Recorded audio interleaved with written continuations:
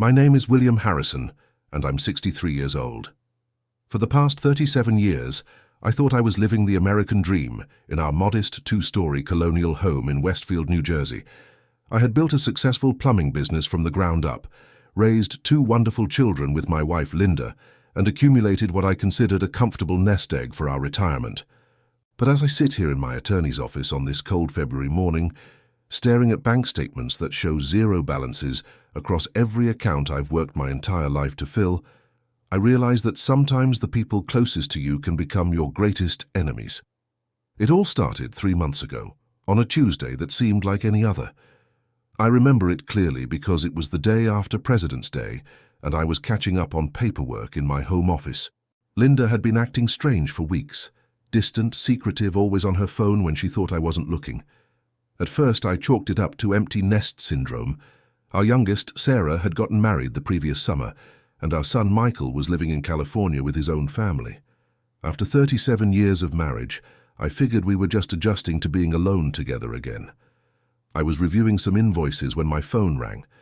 It was Jerry Martinez, my accountant for the past 15 years. Jerry's voice had an edge to it that I'd never heard before. "William, we need to talk. Can you come to my office this afternoon? And don't mention this call to Linda." The drive to Jerry's office felt longer than usual. Route 22 was backed up with its typical afternoon traffic, and my mind raced with possibilities. Had I missed some tax deadline? Was there an issue with the business accounts? Jerry's office was in a small strip mall between a dry cleaner and a Chinese restaurant. The familiar smell of General Tissot's chicken usually made me hungry, but that day my stomach was in knots. Jerry didn't waste time with pleasantries. He's a straight shooter, a second-generation Mexican-American who worked his way through Rutgers and built his practice serving small business owners like me. His office walls were covered with certificates and family photos, but his expression was grim as he pulled out a thick folder. "William, I'm going to show you something, and I need you to stay calm." He slid several bank statements across his desk. "These are from your business accounts, your personal checking, savings, and the retirement fund. Look at the dates and the transactions." I put on my reading glasses, the ones Linda always teased me about, saying they made me look distinguished. As I scanned the documents, my world began to crumble. Over the past 6 weeks, there had been systematic transfers from every account. Not small amounts. We're talking about 20,000 here, 30,000 there, 15,000 from another account. The pattern was methodical, calculated. Someone had been moving money in amounts just below the federal reporting thresholds. "Jerry, what am I looking at here? This has to be some kind of mistake." "I wish it was, my friend. Every one of these transfers has Linda's electronic signature. She's been moving money from your accounts to an account belonging to..." He paused, checking his notes. "Dorothy Chen. Ring any bells?" Dorothy Chen. Linda's mother.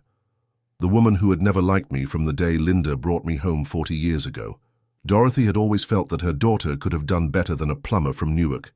Even after I built my business into something respectable, after I provided a good life for her daughter and grandchildren, Dorothy Chen looked at me like I was still that young guy with grease under his fingernails trying to win her daughter's heart. "That's Linda's mother," I said, my voice barely above a whisper. "But Jerry, Linda couldn't have done this. She would never... We've been married for almost 4 decades. Jerry leaned back in his chair, his expression softening. "William, there's more. I've been doing some digging since I noticed the unusual activity. Linda has been meeting with a divorce attorney, Martin Kowalski, downtown, and from what I can gather, she's been planning this for months." The fluorescent lights in Jerry's office suddenly seemed too bright. The sound of traffic outside became overwhelming. I felt like I was having an out-of-body experience, watching this conversation happen to someone else. This couldn't be my life. This couldn't be my Linda. "Jerry, how much are we talking about here, total?" $847,000, William. Everything. Your business account, personal savings, the retirement fund you've been building for 25 years. She even cleaned out the emergency fund you kept for the business. I drove home in a daze. The familiar streets of Westfield looked different somehow, like I was seeing them through a fog. The McDonald's where Linda and I used to take the kids for Happy Meals, the park where we taught them to ride bikes, the elementary school where Linda volunteered for years. Everything felt like it belonged to a different life, a different man who wasn't sitting in his Honda Accord trying to process the fact that his wife of 37 years had just stolen his entire life savings. When I pulled into our driveway, Linda's car wasn't there. The house felt enormous and empty as I walked through the front door. The living room where we'd hosted countless family gatherings, the kitchen where Linda had cooked thousands of meals, the family photos lining the hallway, everything looked the same, but it all felt like a lie. I sat in my recliner, the one Linda always complained about because it didn't match the rest of the furniture, and tried to process what Jerry had told me. $847,000. That represented every sacrifice, every overtime shift, every weekend spent working instead of relaxing. That money was supposed to be our security, our children's inheritance, our ticket to a comfortable retirement. Linda came home around 7 that evening. She walked in with grocery bags, acting completely normal, asking about my day like she had thousands of times before. I watched her move around the kitchen, putting away groceries, and I wondered how long she'd been planning this betrayal. How many of those normal conversations had been an act? How many times had she kissed me goodnight while plotting to destroy my life? "Linda, we need to talk." Something in my voice must have given me away because she froze, a can of tomatoes still in her hand. "What about, honey?" "I know about the money. I know about Dorothy's account. I know about the lawyer." The can slipped from her hand and hit the tile floor with a metallic clang that echoed through the sudden silence. For a moment, Linda just stood there, staring at me with an expression I'd never seen before. It wasn't surprise or shame or regret. It was calculation, like she was trying to figure out her next move. "William, I can explain. $847,000, Linda. Our entire life savings. Money I earned with my hands. Money we saved together for our future. How could you do this to us?" She sat down at the kitchen table, the same table where we'd helped our children with homework, where we'd planned family vacations, where we'd made thousands of decisions together as partners. Her hands were folded in front of her, and she looked relieved, like she was glad the secret was finally out. "I've been unhappy for years, William. Years. You've been so focused on work, on building the business, on providing for everyone else, that you forgot about me, about us. So you steal from me. You plan a divorce behind my back and move our money to your mother's account? Linda, if you were unhappy, why didn't you talk to me? We could have worked through this. We could have gone to counseling." "Because you wouldn't have listened. You never listen, William. When was the last time we had a real conversation? When was the last time you asked me what I wanted, what I needed?" I stared at this woman I'd been married to for more than half my life, and I realized I was looking at a stranger. The Linda I thought I knew would never have done something like this. The Linda I fell in love with in 1987 was honest, caring, someone who believed in working through problems together. "So this is how you solve problems now, by stealing, by lying, by planning to destroy me financially?" "I'm not trying to destroy you. I'm trying to protect myself. My lawyer said that in a divorce you'd try to hide assets, that you'd use the business to make it look like we had less money than we do. I was just making sure I got what was rightfully mine." "Rightfully yours?" "Linda, that money represents 40 years of my work, 40 years of building something for our family. Half of it was yours anyway. We've been married for 37 years. You would have gotten half in any fair divorce. But you didn't just take half. You took everything." The conversation went on for another hour, but it was like talking to a wall. Linda had convinced herself that she was the victim, that I was some kind of financial manipulator who needed to be outsmarted. Every attempt I made to reason with her, to understand her perspective, was met with accusations and justifications that made no sense to me. That night, I slept in the guest bedroom for the first time in our marriage. I lay awake staring at the ceiling, trying to understand how we'd gotten to this point. Had I really been such a terrible husband that Linda felt she had no choice but to steal from me? Had I been so focused on providing for our family that I'd forgotten to actually be present for them? The next morning, I called David Brennan, a divorce attorney recommended by Jerry. David had handled Jerry's divorce 3 years earlier, and Jerry said he was tough but fair. David's office was in a glass building in downtown Westfield, the kind of modern professional space that always made me feel underdressed despite my best efforts. David Brennan was about my age, maybe a few years younger, with grey hair and wire-rimmed glasses. His office walls were covered with law degrees and professional awards, but what struck me most was a photo of him with his own family, a wife and 2 grown children. He looked at the bank statements Jerry had provided with the focused attention of someone who'd seen this scenario before. "William, I'm going to be straight with you. What your wife did is called fraudulent transfer, and it's illegal. The fact that she moved this money right before filing for divorce makes it even worse from a legal standpoint. But here's the thing. We need to act fast." "What do you mean?" "Right now, that money is sitting in Dorothy Chen's account. If we don't get a court order to freeze those assets immediately, there's nothing stopping them from moving the money again. Maybe to an offshore account, or converting it to assets that are harder to trace. We need to file an emergency motion today." The next few hours were a blur of legal documents, affidavits, and emergency court filings. David explained that we needed to prove several things: that Linda had access to our accounts, that she had moved the money without my knowledge or consent, and that she had done so with the intent to deprive me of my rightful share of our marital assets. "The good news," David said as we walked to the courthouse, "is that she was sloppy about it. All of these transfers have electronic records, timestamps, IP addresses. She used her own computer, her own login credentials. She didn't even try to hide what she was doing."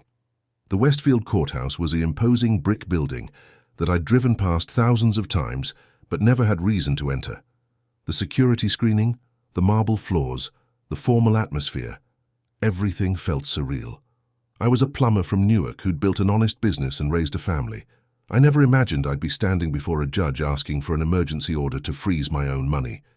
Judge Patricia Hoffman was a woman in her 50s, with short grey hair and a no-nonsense demeanor. She listened to David's presentation of our case with careful attention, occasionally asking pointed questions about the timeline and the amounts involved. "Your Honor," David argued, "Mr. Harrison's wife systematically emptied their joint accounts over a 6-week period, transferring $847,000 to her mother's account. This was done without Mr. Harrison's knowledge and in direct preparation for filing divorce proceedings. This is a textbook case of fraudulent transfer, and without immediate action, these assets could be moved again or dissipated." Linda's attorney, Martin Kowalski, was younger than I expected, maybe in his 40s with an expensive suit and the kind of confidence that comes from handling high-stakes divorces. He argued that Linda had every right to move money from joint accounts, that she was simply protecting herself from potential financial manipulation. "Your Honor, Mrs. Harrison has been married to Mr. Harrison for 37 years. During that time, she had equal access to and ownership of all marital assets. She was protecting her interests in the face of a failing marriage." Judge Hoffman's response was swift and decisive. "Mr. Kowalski, joint account access doesn't give one spouse the right to unilaterally empty all accounts on the eve of divorce proceedings. The systematic nature of these transfers, the timing, and the amounts involved suggest deliberate asset hiding. I'm granting the emergency motion to freeze all assets currently held in Dorothy Chen's account, and I'm ordering both parties to provide complete financial disclosures within 72 hours. Walking out of that courthouse, I felt like I could breathe for the first time in days. The money was frozen. Dorothy couldn't move it, couldn't spend it, couldn't make it disappear. But the victory felt hollow. I was still facing a divorce from a woman I'd loved for almost 4 decades, still dealing with the betrayal of someone I'd trusted completely. The next few weeks were the hardest of my life. Linda moved out of our house and went to stay with her sister in Princeton. Our children, Michael and Sarah, were caught in the middle of a situation they couldn't understand. How do you explain to your adult children that their mother, the woman who raised them to be honest and ethical, had stolen their father's life savings? Michael flew in from California that weekend. He's 34 now, a software engineer with 2 young kids of his own. He looked exhausted as he sat in our living room, trying to process what his parents were going through. "Dad, I don't understand. Mum said you were hiding money, that you were planning to leave her with nothing, but the court documents show she took everything. What's really going on here? Son, I wish I knew. I thought your mother and I were going to grow old together. I thought we were happy. Maybe I was wrong about a lot of things, but I never would have tried to cheat her out of anything. Half of everything we built was hers. I would have given her that gladly if she'd just talked to me about wanting a divorce. Sarah drove up from her home in Philadelphia that same weekend. She's 31, a high school English teacher who always had a special relationship with her mother. Watching her try to reconcile the mother she loved with the woman who had done this to our family was heartbreaking. Dad, there has to be more to this story. Mom's not a criminal. She's not someone who would steal. There must be something we don't understand. But as the weeks went on and more details emerged through the legal process, it became clear that Linda had been planning this for months. She had consulted with multiple attorneys, researched asset protection strategies, and even opened a new credit card in her name only to cover her legal expenses. This wasn't a spur-of-the-moment decision or a reaction to some crisis in our marriage. This was a calculated plan to take everything and leave me with nothing. The financial forensics revealed even more disturbing details. Linda had been monitoring my business accounts, tracking when large payments came in from commercial jobs. She had timed her transfers to coincide with these deposits, making sure she got every dollar as soon as it was available. She had even transferred money from our business payroll account, which could have left me unable to pay my employees. My business was suffering because of the chaos. Word had gotten out in our small community about the divorce and the frozen assets. Some customers were worried about my financial stability and started looking for other contractors. My crew, good men who had worked for me for years, were concerned about their job security. Everything I had built was starting to unravel. But the worst part wasn't the money or the business problems. It was the loneliness. After 37 years of marriage, I didn't know how to be alone. Every evening I'd come home to an empty house. Every morning I'd wake up to silence.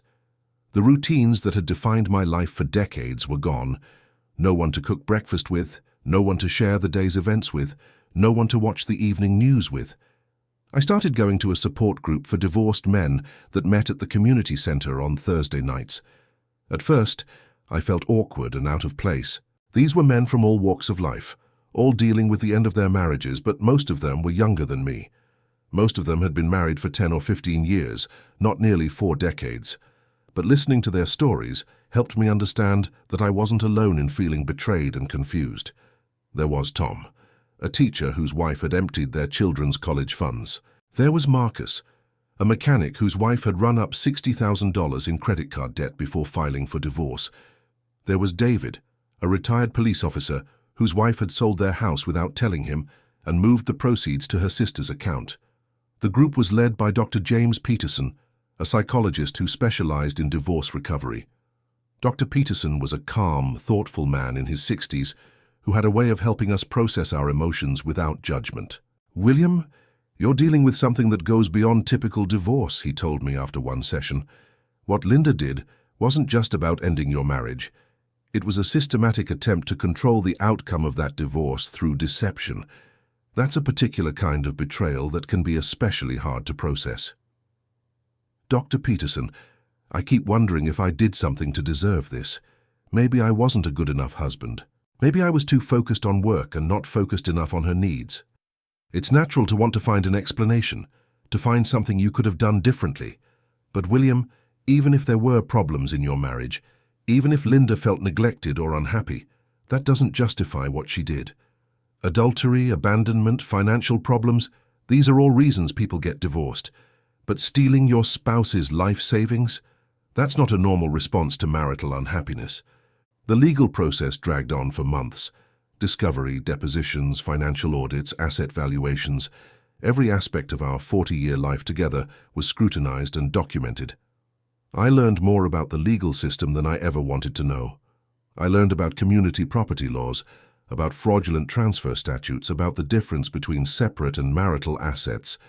The hardest part was the deposition, where Linda's attorney questioned me for hours about my business practices, my relationship with my children, my role in the marriage. They tried to paint me as a controlling husband who had dominated Linda financially, who had made her feel like she had no choice but to protect herself through deception. "Mr. Harrison, Isn't it true that you never allowed your wife to have her own credit cards? That's not true. Linda had her own cards. She managed our household budget. She had access to all of our accounts. But you controlled the business accounts, didn't you? You made all the major financial decisions. I ran the business, yes, but Linda and I discussed every major purchase, every investment decision. We bought our house together, we chose our children's schools together, we planned our retirement together. Mr. Harrison, when was the last time you took your wife on a vacation? We went to Ocean City last summer. We go every year. A weekend at the Jersey Shore hardly counts as a vacation, does it? When was the last time you took your wife to Europe? To the Caribbean? Somewhere that required a passport? I realized what they were trying to do. They were trying to create a narrative where I was a cheap, controlling husband who had denied Linda the life she deserved. Never mind that we'd raised 2 children, put them through college, built a successful business, and accumulated nearly $1 million in assets. Never mind that Linda had never expressed any desire to travel internationally, that she'd always seemed happy with our summer trips to the shore and our quiet life in New Jersey. But Linda's deposition was even more revealing. Under oath, she admitted that she had planned the asset transfers for months. She admitted that she had consulted with multiple attorneys about the best way to protect her share of our assets.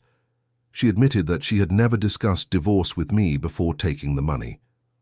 Mrs. Harrison, why didn't you discuss your unhappiness with your husband before taking these actions? Because I knew he wouldn't listen. William is set in his ways. He would have tried to talk me out of it. So you decided to empty your joint accounts instead of having a conversation about divorce. I decided to protect myself. My attorney advised me that William might try to hide assets or manipulate the business to make it look like we had less money than we actually did. But Mrs. Harrison, you had equal access to all of your accounts. You could monitor them yourself. You could see every transaction. How could your husband have hidden assets from you? He could have, he could have done something. I couldn't take that risk. It became clear during the legal proceedings that Linda's actions weren't just about money. They were about power. For 37 years, she had felt like a junior partner in our marriage, even though I had never treated her that way. She had built up a narrative in her mind where I was the controlling patriarch and she was the oppressed wife, and that narrative had justified, in her mind, taking everything we had built together. The psychological evaluation that the court ordered revealed some disturbing insights.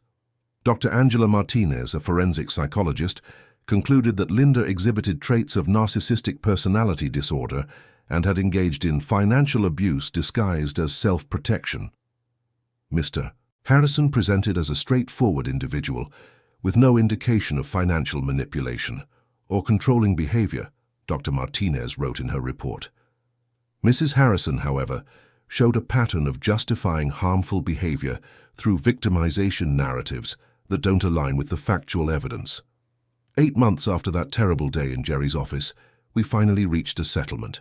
The court ordered that all frozen assets be divided equally between Linda and me, but it also imposed significant penalties on Linda for the fraudulent transfers. She had to pay my legal fees, which totaled over $60,000. She also had to pay a penalty to the court for her attempt to hide assets, but the financial settlement was only part of the story. Our children were deeply affected by what their mother had done. Michael struggled to maintain a relationship with Linda, especially after learning the full extent of her deception. Sarah tried to stay neutral, but I could see the disappointment in her eyes whenever Linda's name came up. The business survived, but it took months to rebuild trust with customers and suppliers. I had to take out a business loan to cover operating expenses while the assets were frozen, and I had to let go of 2 employees because I couldn't afford to keep them on during the uncertainty. But perhaps the most difficult part was learning to live alone at 63 years old. I had been married for most of my adult life. I had never had to cook for one person, never had to make decisions without consulting someone else, never had to fill the evenings and weekends without a partner. The support group helped, but it was Dr. Peterson who gave me the perspective I needed to move forward. William, what Linda did to you was terrible, but it doesn't define the rest of your life. You're 63 years old. If you're lucky, you've got 20 or 25 healthy years ahead of you. You can spend those years bitter and angry about what she took from you, or you can spend them building something new. Dr. Peterson, I don't know how to start over at my age. I don't know how to be alone. You're not starting over, William. You're continuing. You have a successful business, adult children who love and respect you, and half of the assets you worked 40 years to accumulate. That's not starting over. That's continuing your life without someone who was actively trying to sabotage it. A year later, I can say that Dr. Peterson was right. My life is different now, but it's not worse. I sold our house in Westfield. Too many memories, too much space for one person, and bought a small condo in Morristown. It's closer to my work, and the downtown area has restaurants and coffee shops where I can go when I don't want to eat alone. I've started dating again, which feels strange at my age but also exciting. I joined a hiking group for people over 50, and I've made some new friendships. I've traveled more in the past year than I did in the previous 10 years of my marriage. Not because I'm trying to prove anything, but because I finally have the freedom to do things I want to do. My relationship with my children has actually improved. Michael and I talk more now than we did when I was married. He's brought his family to visit several times, and I've flown out to California to spend time with my grandchildren. Sarah and I have dinner together once a month, just the two of us, and I've gotten to know her as an adult, in a way I never did when she was my daughter living in my house. The business is doing better than ever. Without the stress and distraction of a failing marriage, I've been able to focus on growing and improving it. I've hired 2 new employees and started offering emergency services, which has been very profitable.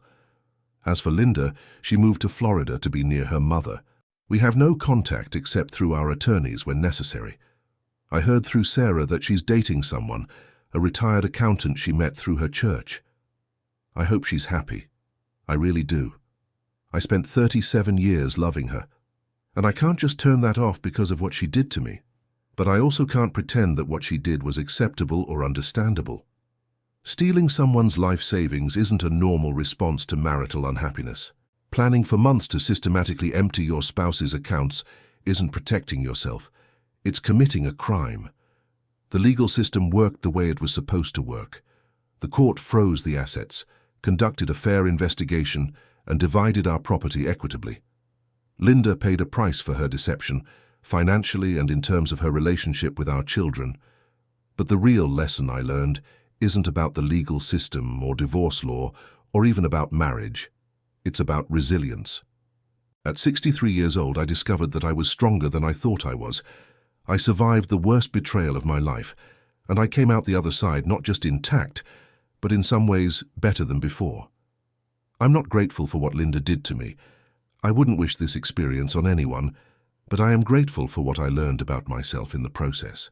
I learned that I could handle crisis, that I could start over, that I could build a new life even after everything I thought I knew about my old life turned out to be wrong. People ask me if I would get married again, and I honestly don't know. I'm not closed to the possibility, but I'm also not actively seeking it. I'm content with my life as it is now. I have my work, my children, my friends, my hobbies. I have enough money to be comfortable and secure. I have my health and my independence. What I don't have is the constant underlying tension that I realize now had been present in my marriage for years. I don't have to worry about someone else's moods, someone else's dissatisfaction, someone else's secret plans. I don't have to walk on eggshells or wonder if I'm doing enough to make someone else happy. That might sound selfish, but I think it's actually healthy. For 37 years, I defined my success as a man largely by whether I was making Linda happy. When she was unhappy, I felt like I was failing, even when her unhappiness had nothing to do with me. Now I define my success by my own standards, my own goals, my own values. I still get angry sometimes when I think about what Linda did. $847,000 represents thousands of hours of work, thousands of sacrifices, decades of careful saving and planning.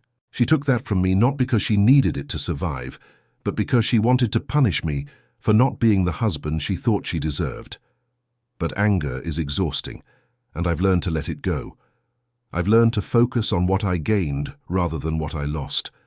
I gained my freedom, my independence, my self-respect. I gained a clearer understanding of what I want from the rest of my life. I gained the knowledge that I can survive anything, that I'm tougher and more adaptable than I ever imagined. The title of this story mentions that the court froze Linda's transfers instantly, and that's true from a legal perspective. But emotionally, psychologically, it took much longer for me to freeze the damage she did to my trust, my sense of security, my ability to believe in other people. That process is still ongoing. I'm more cautious now about trusting people with my deepest vulnerabilities. I'm more protective of my financial independence. I'm more aware of the signs of deception and manipulation. Some people might see that as cynical, but I see it as wise. I've also learned to trust my instincts. Looking back, there were signs that Linda was planning something. The secretive phone calls, the questions about business finances, the sudden interest in our investment accounts. At the time, I explained them away because I loved her and I trusted her. Now I know that love and trust don't mean ignoring red flags. If there's one thing I want people to take away from my story, it's this. Financial betrayal in marriage is real, it's devastating, but it's survivable.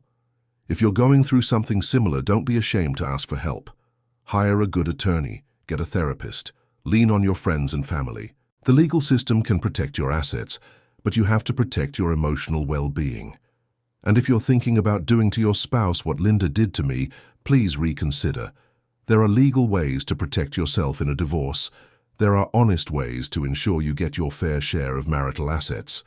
What Linda did didn't just hurt me, it destroyed our children's respect for her, it damaged her relationship with her grandchildren, and it left her isolated and bitter. She got her half of our money, but she lost her family, her reputation, and her self-respect in the process. That's not protecting yourself. That's destroying yourself and everyone you claim to love. As I finish telling this story, I'm sitting in my condo in Morristown on a Sunday afternoon. The sun is streaming through the windows and I can hear the sounds of the city below, people living their lives, families spending time together, the normal rhythm of a community. It's peaceful in a way that my house in Westfield never was during those final months of my marriage. In a few hours, I'll drive over to Sarah's house for dinner. She's making pot roast, my favorite, and her husband and kids will be there. It won't be the same as the family dinners we used to have when Linda and I were married, but it will be good in its own way. Real in a way that those last few years of marriage never were. Tomorrow, I'll go to work. I'll solve problems, fix things that are broken, help people with their plumbing emergencies. It's honest work that I'm good at, work that provides value to my community. I'll come home to my own space, make my own dinner, watch whatever I want on television. It's a simple life, but it's an honest one. And after everything I've been through, honesty matters more to me than almost anything else. I'd rather be alone and honest than married and living a lie. The court did freeze Linda's asset transfers instantly. But more importantly, I learned to freeze my willingness to be anyone's victim. I learned to protect myself, to value myself, to build a life based on my own choices rather than someone else's deceptions. That's the real victory in this story.